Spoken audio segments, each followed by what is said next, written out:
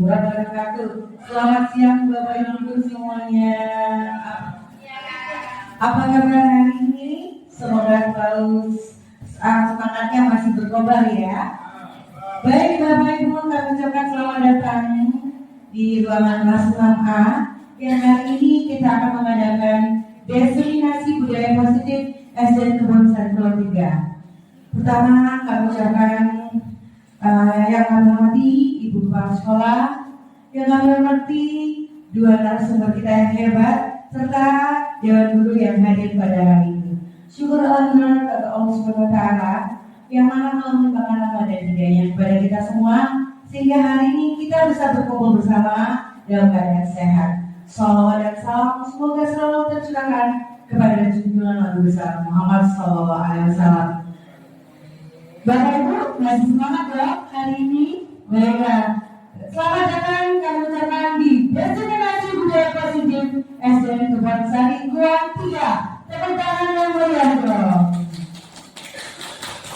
Baik, pada kesempatan hari ini di dalam Diseminasi Budaya Positif SDN Kebon Sari Pulau 3, kita telah menghadirkan dua narasumber yang memang beliau-beliau ini pakar di dalamnya, yang sekarang ini sedang merintis dalam guru penggerak. Kita sambut para narasumber kita yang pertama adalah Ibu Ninda Nur Afifah SPD. Tepuk tangan kepada Bu narasumber. Oh ya, maaf ya, muncul pasang. Baik, kita sambut narasumber pertama kita, yaitu Bapak Sony Purnomo SPD. Beliau merupakan calon guru penggerak angkatan 11 yang merupakan guru dari kelas 4C. Dengan moto hidup beliau adalah hidup adalah perjuangan, selalu hidup diperjuangkan. Terutama untuk beliau. Terima kasih kepada Bapak Sony Purnomo SPD. Selanjutnya narasumber yang kedua yang tentunya tidak asing lagi dalam lingkungan kita, yang banyak tingkah lakunya yang luar biasa ya, sehingga membuat sekolah kita ini lebih menarik ya, karena banyak ide-ide kreatif yang dituangkan oleh beliau. Ini selamat narasumber kedua, yaitu Ibu Ninda Nur Afifah SPD. Beliau merupakan guru dari kelas 2B dengan moto hidupnya, jangan tunda, lakukan sekarang, selama itu adalah hari yang baik. Tentu terima kasih untuk narasumber yang sudah memperkenalkan diri ya.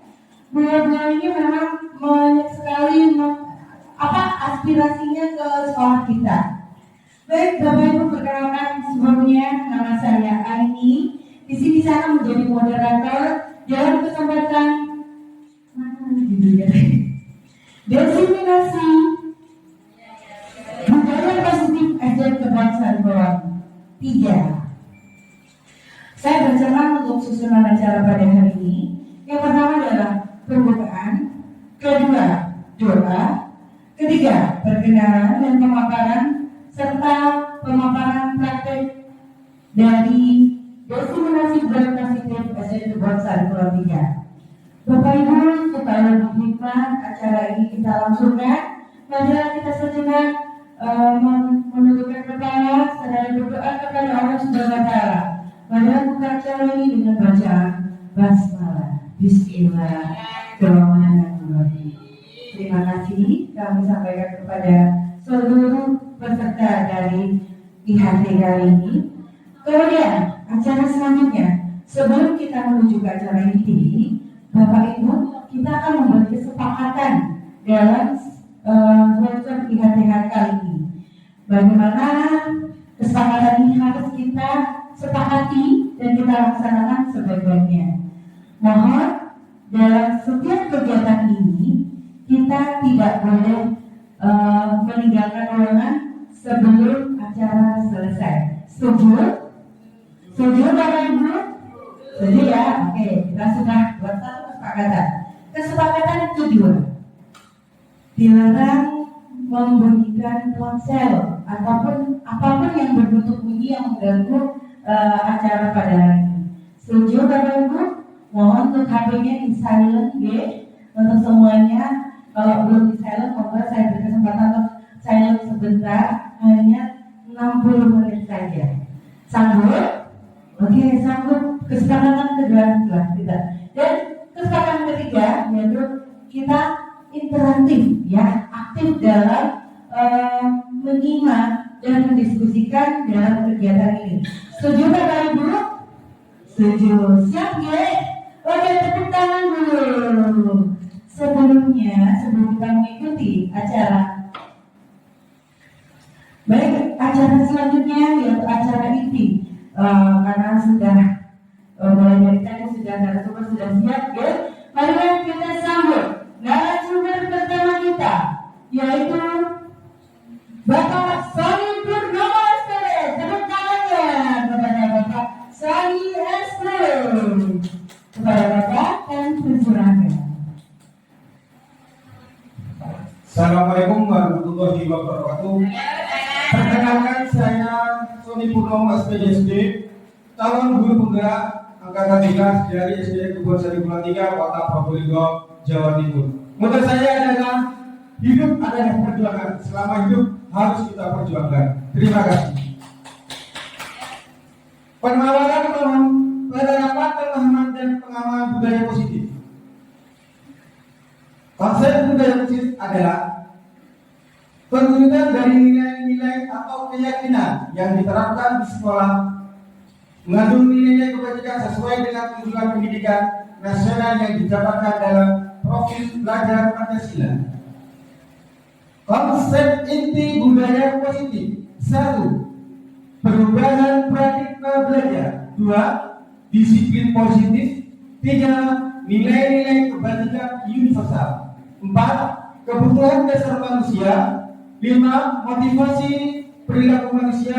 6. Posisi kontrol restitusi. 7. Keyakinan kelas. 8. Segitiga restitusi. Pembelajaran dengan paradigma baru, inklusi mengontrol murid, ilusi bahwa kritik dan membuat orang merasa bersalah dapat menguatkan karakter, ilusi bahwa semua penguatan positif dan bermanfaat, ilusi bahwa orang dewasa memiliki hak untuk memaksa. Pembelajaran dengan paradigma baru. Pembelajaran paradigma baru: 1. Pembelajaran yang berpusat pada murid. 2. Pembelajaran berbasis kompetensi. 3. Pembelajaran kolaboratif. Dan 4. Pembelajaran bermakna. Dan 5. Pembelajaran aktif. Semua itu berfokus pada pergeseran signifikan dalam cara kita memahami, merancang, dan melaksanakan proses pembelajaran mencakup transisi dari pendekatan tradisional ke pendekatan lebih modern dan responsif terhadap kebutuhan zaman. Disiplin positif: suatu tindakan yang bertujuan untuk membimbing dan mengarahkan perilaku serta menumbuhkan kesadaran anak untuk mandiri tanpa menggunakan hukuman fisik atau paksaan. Tujuan dari disiplin positif adalah menanamkan motivasi yang ketiga bagi murid-murid, yaitu menjadi orang yang mereka inginkan dan menghargai diri sendiri dengan nilai yang mereka percaya. Bapak Ibu, di sini Bapak Ibu sudah membuat adanya disiplin positif. Ada berapa contohnya? Silakan Bapak Ibu, saya sudah kasih statement untuk menuliskan dan ditempelkan di sini. Disiplin positif yang ada di sekolah ini. Bapak Ibu yang sedikitnya ada dulu, monggo ditulis dulu. Setelah ditulis, Bapak Ibu monggo sudah ditempelkan di disiplin positif ini.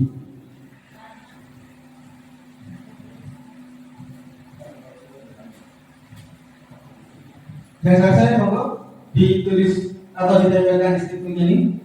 Nanti saya akan bacakan contoh-contoh disiplin positif yang ada di SD Kebonsari Bulan 3 yang sudah kita sepakati. Yang ditambah.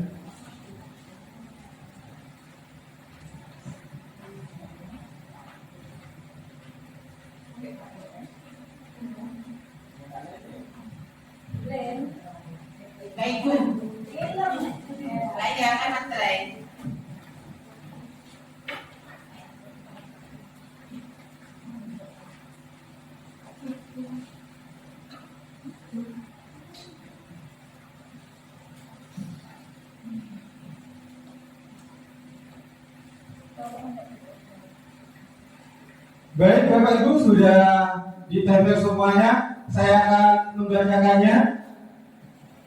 Yang pertama,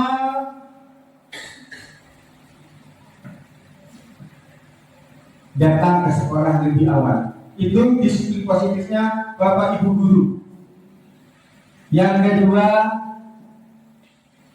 memakai seragam sesuai dengan jadwalnya. Yang ketiga, memulai dan mengakhiri pembelajaran dengan berdoa. Yang keempat, pembiasaan. Jadi Bapak Ibu ada pembiasaannya 5S. Senyum, salam, sapa, sopan, dan santun. Kita bertemu, senyum dulu. Kedua, kita salam, kita sapa. Terus sopan dan santun. Yang terakhir adalah memberi tauladan, contoh yang baik kepada murid kita. Memberi tauladan yang baik pada murid kita. Dari ibu sana, saling menghargai dan menghormati sesama guru. Baik itu disiplin positif yang ada di Kebun Sari Kulon 3 yang Bapak Ibu sudah pahami itu. Baik kemudian nilai-nilai kebajikan. Prinsip moral dan etika yang dianggap sebagai panduan perilaku yang baik dan benar oleh banyak budaya sehingga membimbing perilaku dan tindakan seseorang ke arah yang positif dan bermanfaat bagi diri sendiri serta orang lain.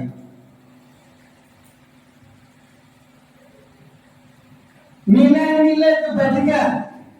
Kita sudah profil pelajaran Pancasila, beriman, bertakwa kepada Tuhan Yang Maha Esa, berakhlak mulia, mandiri, bernalar kritis, berkebinekaan global, bergotong royong kreatif.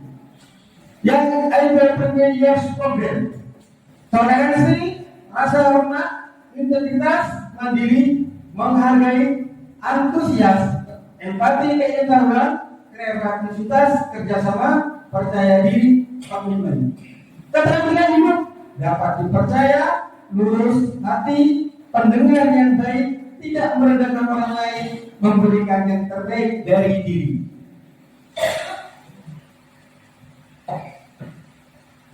Kebutuhan dasar manusia ada 5. Yang pertama adalah bertahan hidup, adalah kebutuhan yang bersifat fisiologis, misalnya kesehatan, rumah dan makanan, sandang, pangan, papan. Yang kedua, kasih sayang dan rasa diterima, kebutuhan untuk memberi dan menerima kasih sayang dan kebutuhan untuk merasa menjadi bagian dari suatu kelompok. Jadi Bapak Ibu sudah masuk dalam kelompok ini, sudah ada rasa kasih sayang, sudah diterima. Penguasa, kebutuhan ini meliputi keinginan untuk dianggap berharga, bisa membuat perbedaan, bisa membuat pencapaian kompeten diakui, dihormati. Penguasaan, saya menguasai, pencapaian, ada kompetennya, dan terus diakui dan dihormati. Kesenangan, kebutuhan ini kebutuhan mencari kesenangan, bermain, tertawa, atau bercanda dan yang lainnya. Dan sehingga kita menjadi kesenangan kita. Kebebasan, kebutuhan akan kemandirian, otonomi, kemudian tidak mampu mengendalikan arah hidup seseorang. Next.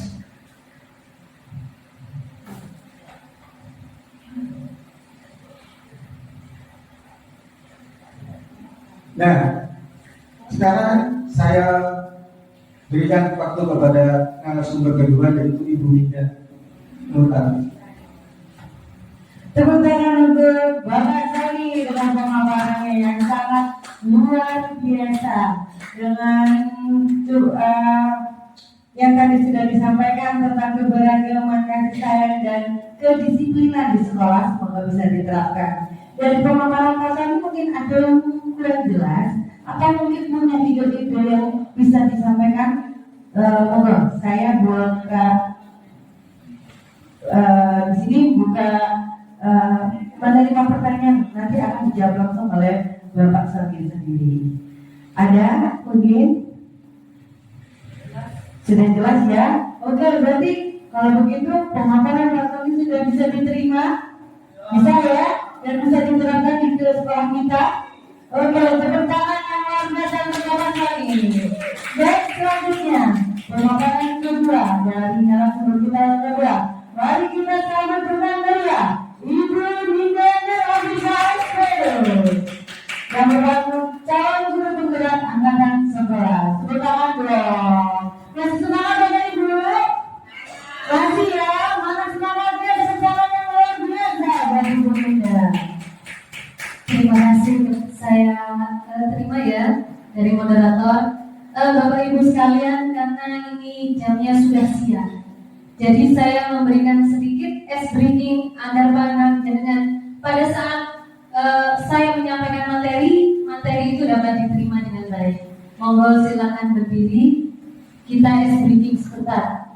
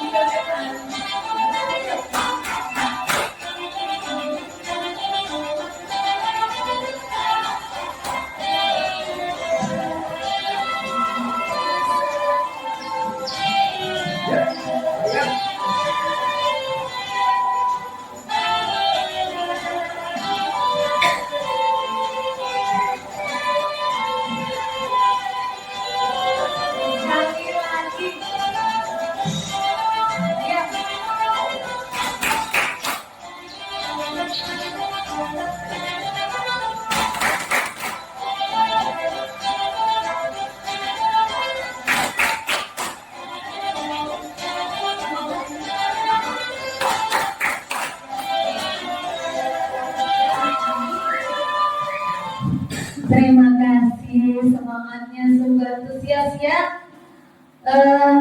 Pada pemaparan kali ini saya ingin memaparkan tentang penerapan dan pemahaman budaya positif yang ada di SD Kebon Sari Kulon 3. Pada kesempatan kali ini saya ingin memaparkan tentang motivasi perilaku manusia. Apa sih motivasi perilaku manusia itu? Baik, di sini akan saya jelaskan tentang motivasi perilaku manusia. Motivasi perilaku manusia sendiri adalah dorongan internal, dorongan yang terjadi di dalam diri kita sendiri yang mempengaruhi seseorang itu bertindak atau berperilaku dengan cara tertentu. Ada 3 motivasi perilaku manusia. Yang pertama, untuk menghindari ketidaknyamanan atau hukuman. Yang kedua, untuk mendapatkan imbalan atau penghargaan dari orang lain. Yang ketiga, untuk menjadi orang yang mereka inginkan dengan menghargai diri sendiri dengan nilai-nilai yang mereka percaya. Saya akan menjelaskan satu demi satu 3 motivasi dari perilaku manusia yang terjadi pada siswa dan siswi di SDN Kebon Sari Kulon 3 ini.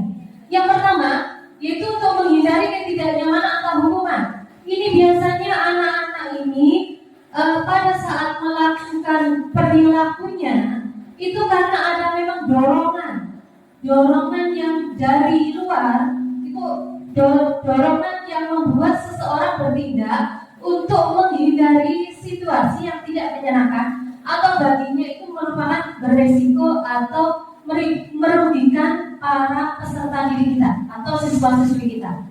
Yang kedua, itu untuk mendapatkan imbalan atau penghargaan dari orang lain. Ini muncul dorongan dari luar, yaitu yang membuat seseorang ini bertindak atau berperilaku dengan tujuan ingin memperoleh keuntungan, ingin memperoleh penghargaan dan juga ingin memperoleh pengakuan dari orang lain. Contohnya seperti ini. Saya contohkan yang untuk menghindari ketidaknyamanan hukuman dulu ya. Ini biasanya penerapannya seperti ini contohnya. Anak-anak itu dia pada saat mau upacara, kan upacara itu kan pada hari Senin atau tanggal 17 setiap bulan.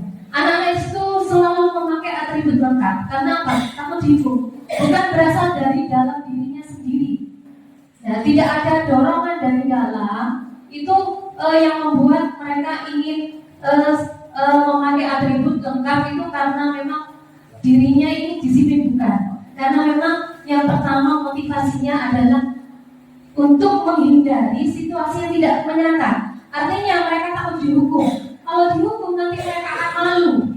Jadi nanti kalau mereka akan malu, mereka nanti pembelajarannya tidak efektif sudah. Nah, pikirannya macam-macam. Yang kedua, untuk mendapatkan imbalan atau penghargaan dari orang lain. Nah, ini tujuannya yaitu untuk memperoleh keuntungan penghargaan atau untuk pengakuan. Jadi di sini para siswa melakukan motivasi, melakukan motivasi perilaku manusia hanya ingin mendapat pujian, entah itu dari bapak ibu guru, entah itu dari orang tua, dan entah itu dari teman-temannya. Seperti menghalalkan segala cara anak-anak itu untuk mendapatkan nilai yang bagus, karena mereka menginginkan itu adalah penghargaan. Nah, seperti itu. Itu adalah motivasi perilaku dari manusia yang kedua. Sekarang motivasi perilaku manusia yang ketiga. Di sini untuk menjadi orang yang mereka inginkan dan menghargai dirinya sendiri dengan nilai-nilai yang mereka percaya. Ini adalah dorongan internal yang mendorong seseorang untuk bertindak dan berperilaku sesuai dengan aspirasi, tujuan, dan keyakinan dirinya. Dan motivasi yang ketiga ini berasal dari motivasi dirinya sendiri, dari dorongan dari hati nuraninya sendiri.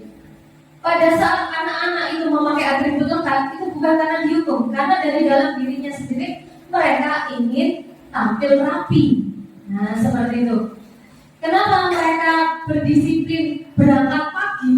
Karena mereka senang berangkat pagi. Karena dirinya bahagia berangkat pagi. Kalau berangkat siang, mereka merasa ada yang kurang. Nah, itu adalah motivasi untuk menjadi orang yang mereka inginkan dan menghargai diri sendiri dengan nilai-nilai yang mereka percaya. Di sini budaya positif yang berikutnya yaitu posisi kontrol restitusi. Nah, posisi kontrol restitusi ini adalah posisi kontrol bagi seorang guru. Ada 5 posisi kontrol. Yang pertama, sebagai penghukum.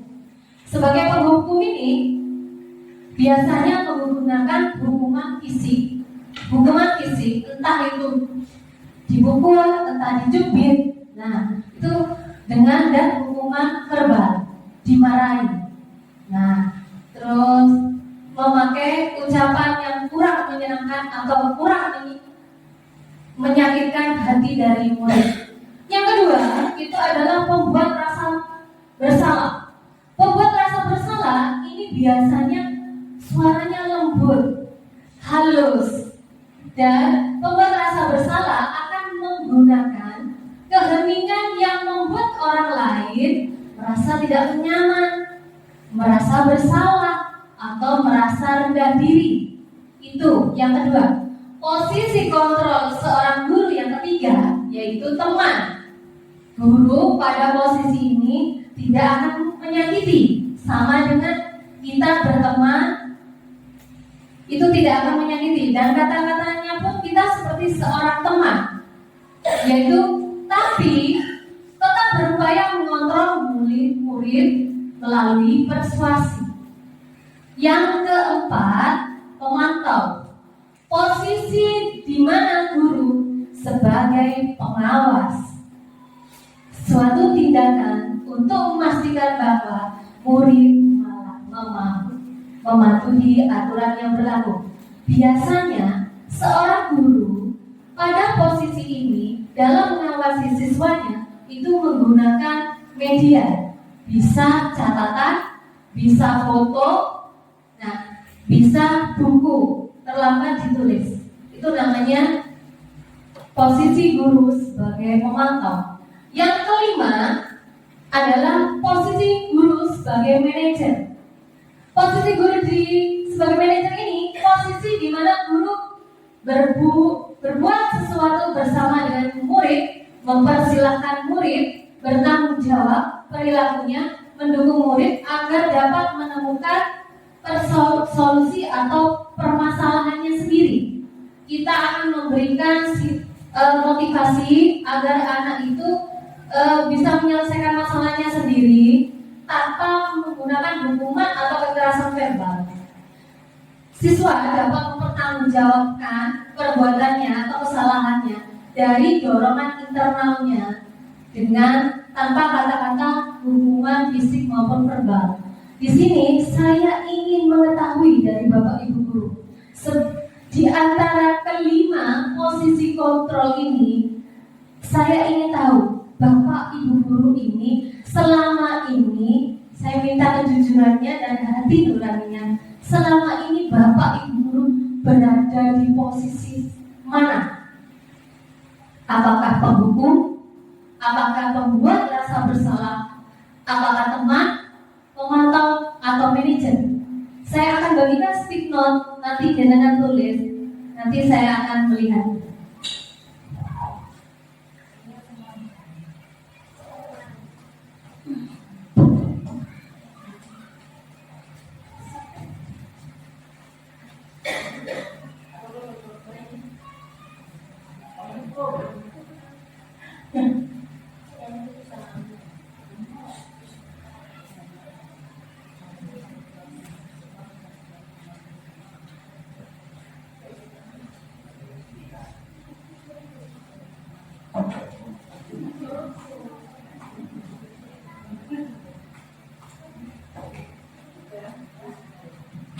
Silakan Ibu isi dan Ibu silakan tempel pada papan di sini yang telah disediakan.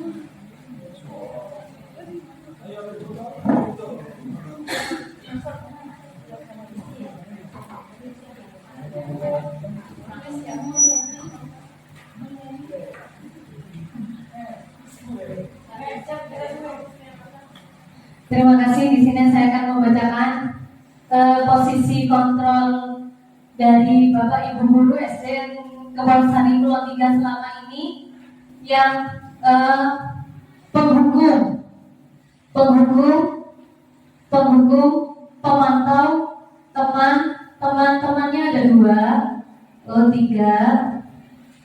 tiga, pemantau ada 2, pembuat rasa bersalah, penghukum dan penghukum. Manajernya cuma 1, teman cuma 1. Penghukum ada 4, pemantau ini 2, teman 3, pembuat rasa bersalah 1, manajer 1. Jadi saya simpulkan, posisi kontrol restitusi yang penghukum itu biasanya diawali dengan kata-kata seperti ini: patuhi aturan saya, kalau tidak awas. Itu adalah posisi sebagai penghukum. Kamu selalu saja salah. Itu adalah posisi seorang penghukum. Selalu kamu yang terakhir. Itu adalah posisi sebagai penghukum. Posisi sebagai penghukum ini adalah guru seperti ini senantiasa percaya diri. Hanya ada satu cara agar pembelajaran beliau itu berhasil, dengan cara seperti ini. Dia percaya bahwa pembelajarannya sebagai penghukum ini bisa untuk membuat anak-anak mentaati peraturan yang telah ditetapkan, seperti itu. Yang kedua, posisi pembuat rasa bersalah. Posisi pembuat rasa bersalah ini biasanya kata-katanya yaitu ibu sangat, itu dengan nada lembut dan nada rendah. Ibu sangat kecewa sekali dengan kamu. Nah, seperti itu. Itu membuat anak-anak itu merasa dia sangat bersalah dan menjadi rendah diri atau minder. Berapa kali ibu harus memberitahu kamu, nak? Padahal nadanya sudah lembut, tapi kata-katanya menyakitkan si anak. Nah, seperti itu adalah posisi guru sebagai pembuat rasa bersalah. Posisi ini biasanya guru bersuara lembut. Pembuat rasa bersalah akan menggunakan keheningan yang membuat orang lain merasa tidak nyaman, bersalah atau rendah diri. Seperti itu. Posisi yang ketiga, posisi ini posisi teman. Pada posisi teman ini biasanya kata-katanya seperti ini. Ayo bantulah demi ibu ya nak, seperti itu. Seperti teman kata-katanya. Nah, yang kedua, ayo ingat tidak bantuan ibu selama ini. Nah, itu diungkitkan ya, diungkitkan ya. Pada nantinya akhirnya si anak ini nanti hanya percaya pada satu orang guru itu saja. Nah, yang merasa sebagai teman, yang lain bukan teman. Nah, seperti dengan saya, hanya saya temannya, yang lain bukan teman. Seperti itu.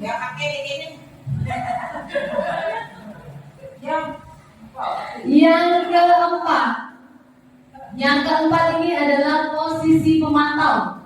Posisi pemantau ini adalah apa yang telah kamu lakukan. Nah, seperti CCTV.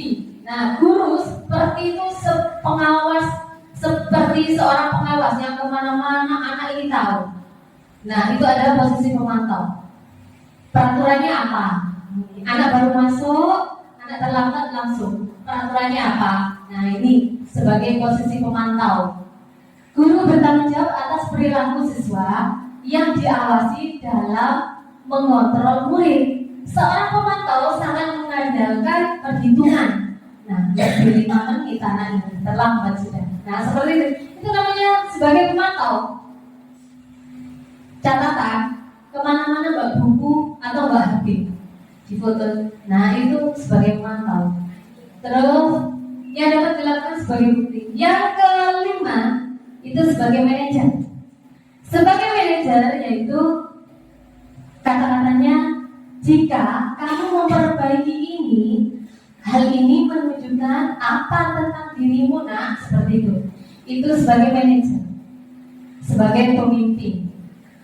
Apa rencana kamu untuk memperbaiki hal ini? Sebagai pada posisi ini, siswa dapat menjadi pribadi yang mandiri, merdeka, dan bertanggung jawab atas segala perilaku dan sikapnya, yang pada akhirnya menciptakan lingkungan yang positif, nyaman, dan aman.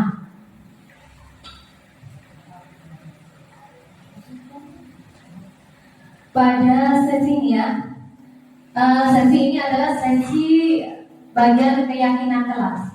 Di sini ada pertanyaan selama ini. Sebelum saya memaparkan ini, ada pertanyaan dari beberapa teman saya. Mengapa keyakinan kelas?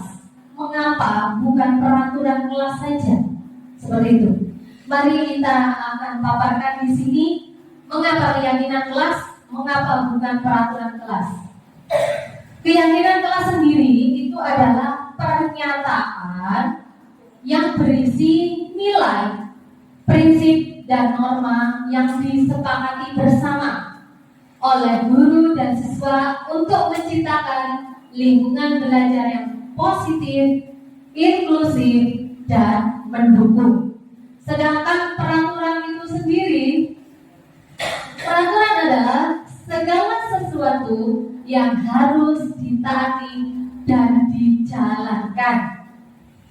Nah, perbedaan dalam kalimat ini ya. Kalau peraturan itu berisi tentang kata-kata yang kaku, segala sesuatu yang harus ditaati, dilarang mencoret-coret meja dan bangku. Pada keyakinan kelas, yaitu menjaga kebersihan meja dan bangku. Pada peraturan di sini dilarang berkelahi. Pada keyakinan saling menghormati teman. Perbedaan dari keyakinan kelas dan peraturan, keyakinan kelas itu bersifat abstrak, sedangkan peraturan kelas lebih rinci dan konkret. Pada keyakinan kelas biasanya dirumuskan bersama antara guru dan siswa, sehingga mereka merasa memiliki dan memahami alasan dibalik aturan tersebut. Sedangkan peraturan kelas itu peraturan biasanya dibuat oleh guru, diterapkan secara otoritas. Yang ketiga, pernyataan keyakinan kelas senantiasa dibuat dalam bentuk positif. Kalau peraturan kelas cenderung dirumuskan oleh guru dengan siswa hanya sebagai penerima aturan. Yang keempat, keyakinan kelas itu mendorong pendidikan lebih holistik. Sedangkan peraturan kelas penekanan pada aspek perilaku yang dapat dilihat dan seringkali tidak menjelaskan alasan dibalik peraturan tersebut. Bapak Ibu Guru, tadi saya kan sudah memberikan contoh sedikit tentang apa itu keyakinan kelas, apa itu peraturan kelas. Contoh kecil dari kelompok kita hari ini, saya ingin tahu panjenengan semua membuat keyakinan kelas yang sederhana. Saya sediakan papan di sebelah sini untuk menempel stiker tentang keyakinan kelas yang jenengan buat. Saya akan membagikan stikernya.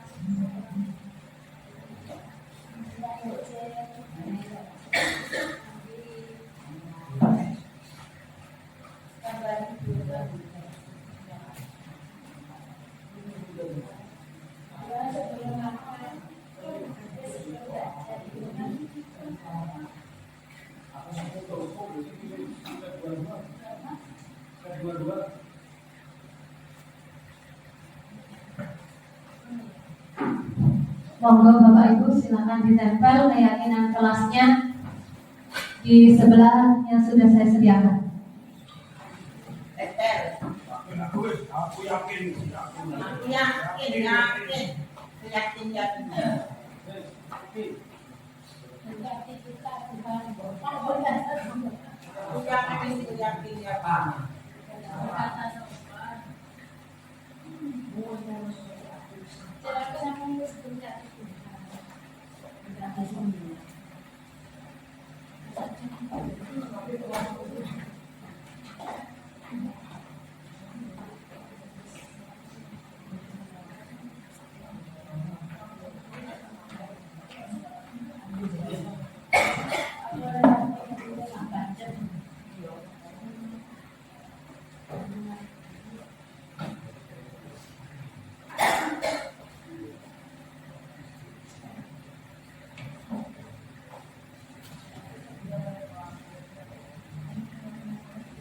Baiklah Bapak Ibu, kita sudah membuat keyakinan kelas. Saya akan membacakan tentang keyakinan kelas ini yang sudah panjenengan tempel ya.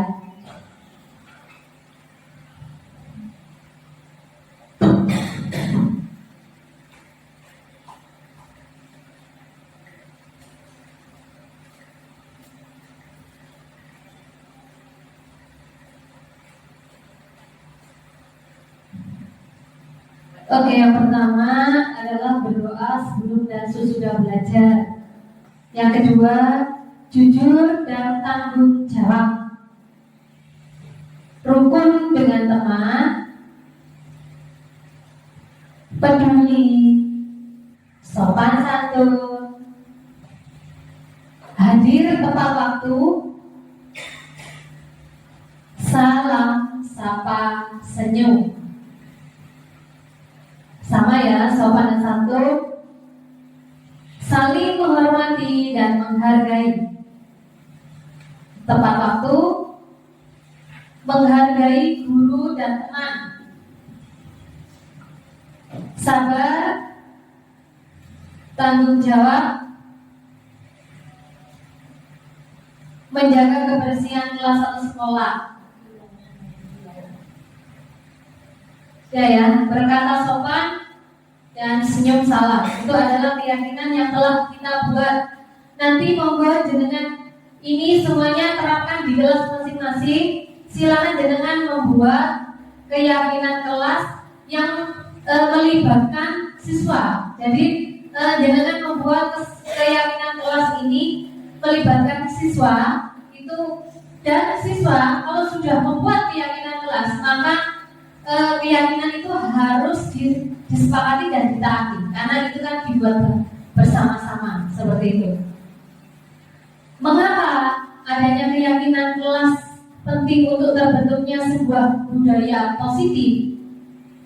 Karena dengan adanya keyakinan kelas meningkatkan rasa keterlibatan dan komitmen siswa, tidak hanya belajar tentang aturan perilaku, tetapi juga mengembangkan karakter dan etika yang akan bermanfaat bagi mereka, sehingga menciptakan lingkungan di mana siswa merasa aman dan untuk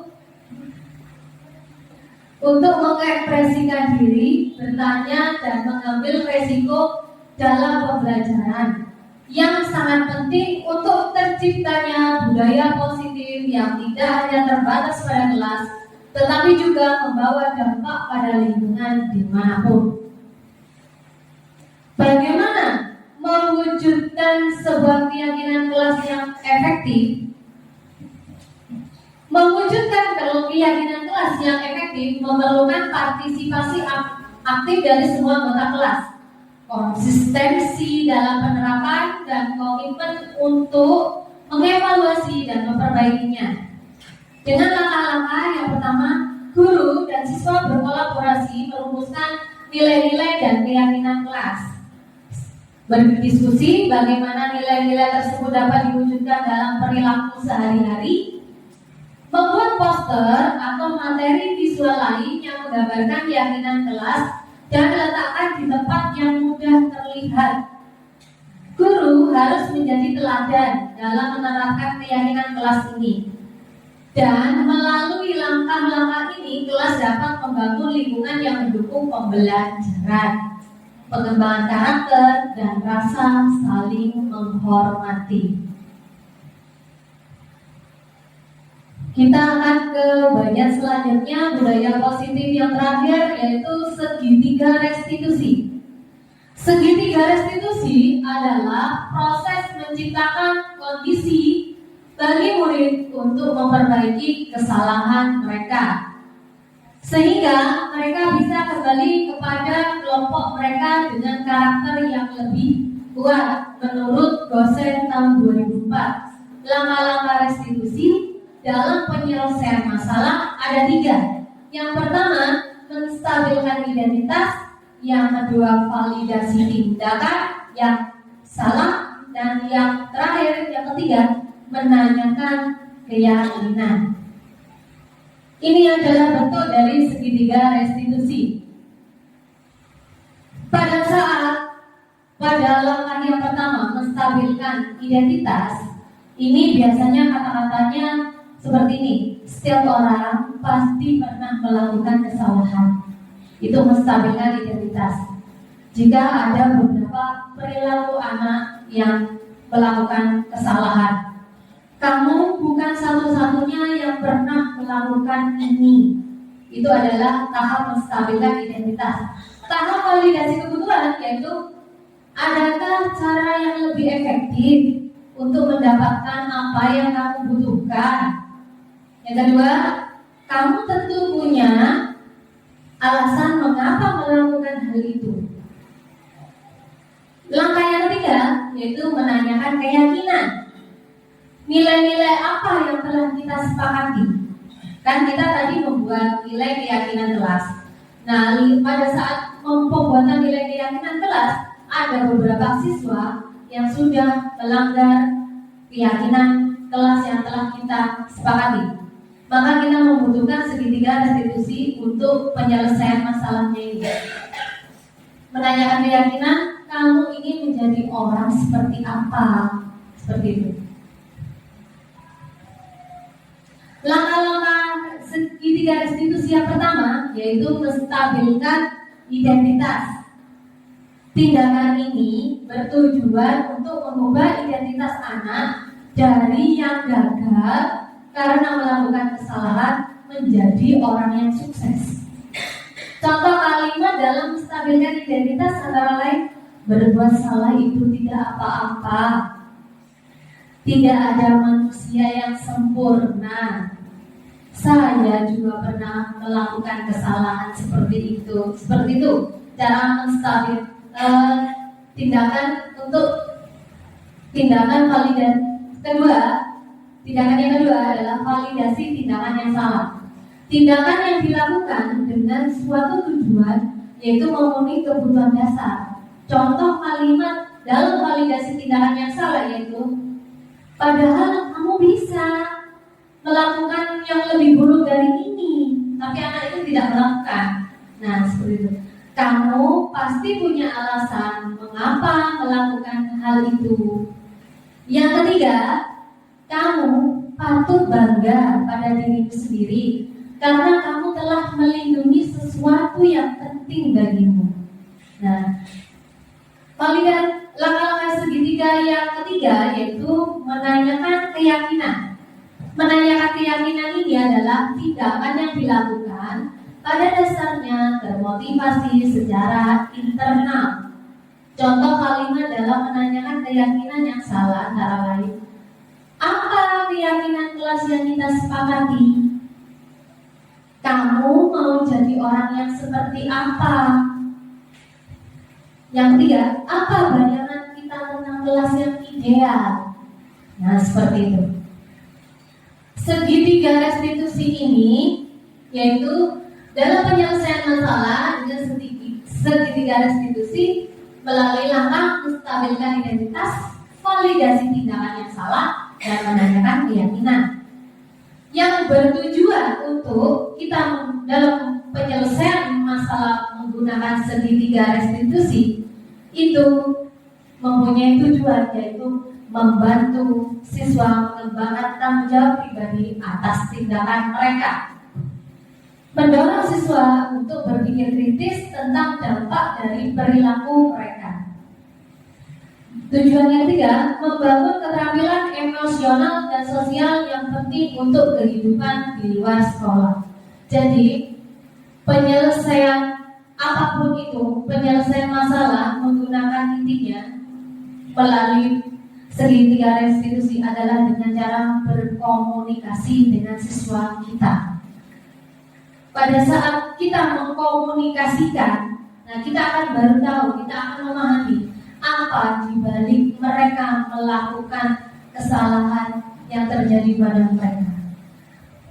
Pada pemaparan ini saya ingin sekali apa yang menjadi unek-unek atau materi yang sudah saya paparkan. Mungkin ada yang mau bertanya? Iya, monggo Bu, silakan berdiri.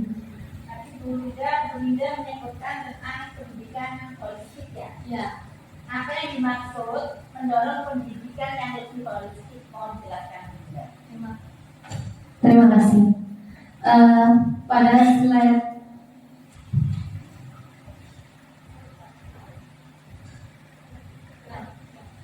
slide keyakinan kelas mendorong pendidikan yang lebih holistik. Artinya pendidikan holistik adalah bukan pendidikan yang apa yang mereka pelajari saja, tapi mengapa kita membuat suatu keyakinan kelas, apa dampaknya, apa tujuannya. Terus setelah kita membuat keyakinan kelas, apakah dengan keyakinan kelas ini akan membentuk karakter siswa? Seperti itu adalah tentang pendidikan yang lebih ke holistik.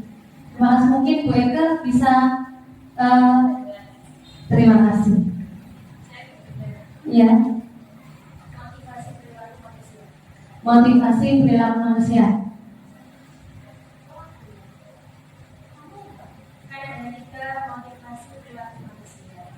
Kira-kira jadi ketiga motivasi perilaku manusia itu perbedaannya. Iya. Perbedaan dari ketiga motivasi perilaku manusia. Motivasi perilaku manusia yang pertama untuk menghindari ketidaknyamanan atau hukuman. Yang kedua, untuk mendapatkan imbalan atau penghargaan dari orang lain. Yang ketiga, untuk menjadi orang yang mereka inginkan dan menghargai diri sendiri dengan nilai-nilai yang mereka percaya.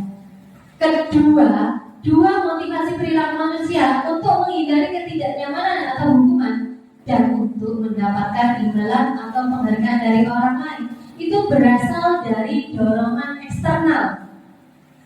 Nah, jadi ini yang pertama, anaknya takut. Jadi kalau mau berbuat kesalahan mereka akan takut. Nah, itu dorongan dari luar.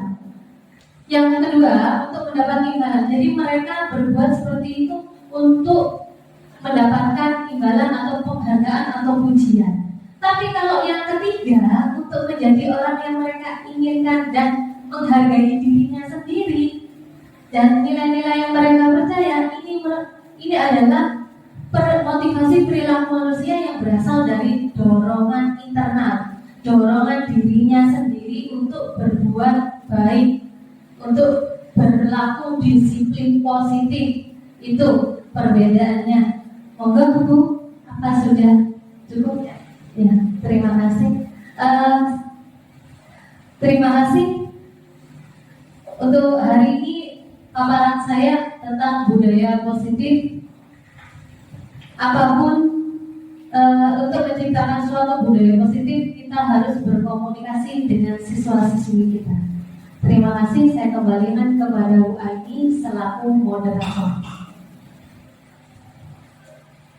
Tepuk tangan yang menarik sebelum biasa pengeluaran dari Ibu Linda bersama manusia dalam memaparkan hal-hal positif yang bisa kita lakukan di sekolah. Tentunya semoga apa yang bisa disampaikan dari para narasumber kita yang pada ini bisa menginspirasi kita semua untuk melakukan di tindak lanjut berikutnya. Tepuk tangan sekali lagi untuk kedua narasumber. Baiklah Bapak Ibu, acara demi acara sudah kita lalui bersama dan tepat sudah 1 jam berlalu. Tentunya acara ini sudah selesai ya. Semoga kedepannya nanti akan tumbuh lagi para narasumber hebat di sekolah kita. Amin. Baik, Bapak Ibu, demikian terima kasih. Kita tutup acara ini dengan bacaan hamdalah. Alhamdulillahirabbil alamin. Saya Quratul ini mau berdiri dulu. Terima kasih atas waktunya. Wassalamualaikum warahmatullahi wabarakatuh.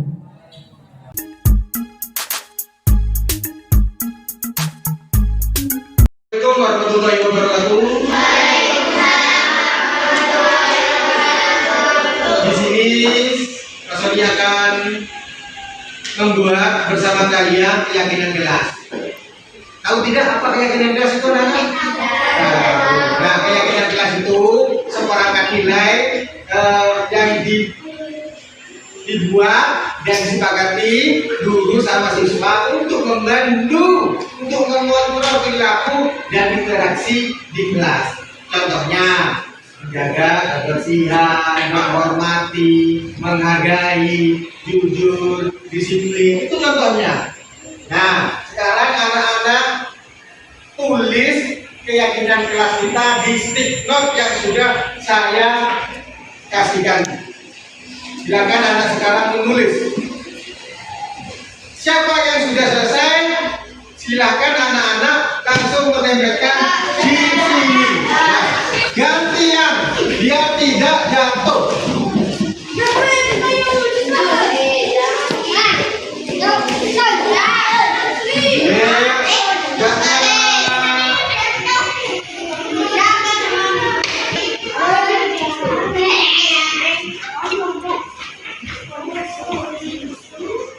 Nah, sudah ya, sudah, tidak. Nih saya bacakan ya. Jujur, dan tanggung jawab, peduli, sopan santun, menghargai guru dan teman, menjaga kebersihan. Nah, itu adalah keyakinan kelas kita. Ya, kita sepakat anak-anak? Ya. Nah, saya ucapkan terima kasih anak-anak bersama saya sama Pak Sony telah membuat keyakinan kelas. Tepuk tangan.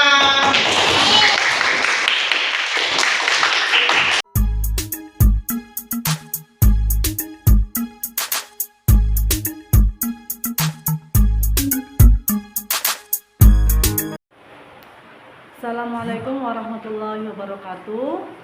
Perkenalkan, nama saya Bu Ita, mengajar di kelas 1A SDN Kebonsari Kulon 3. Hasil dari pemaparan yang disampaikan oleh Bapak Sony Purnomo, alhamdulillah, yang pertama saya sudah dapat menerapkan budaya positif di kelas saya dengan menggunakan keyakinan kelas. Dan kedua, saya sudah dapat menyelesaikan permasalahan yang ada di kelas saya apabila ada siswa yang melanggar tata tertib dengan langkah-langkah menggunakan langkah segitiga restitusi. Terima kasih untuk Bapak Sony Purnomo dan tetap semangat selalu.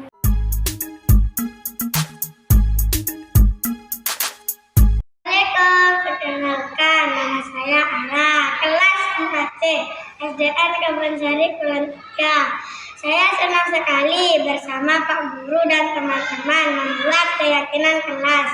Dari keyakinan kelas, saya lebih disiplin, tanggung jawab, jujur, dan saling menghormati teman. Terima kasih Pak Guru.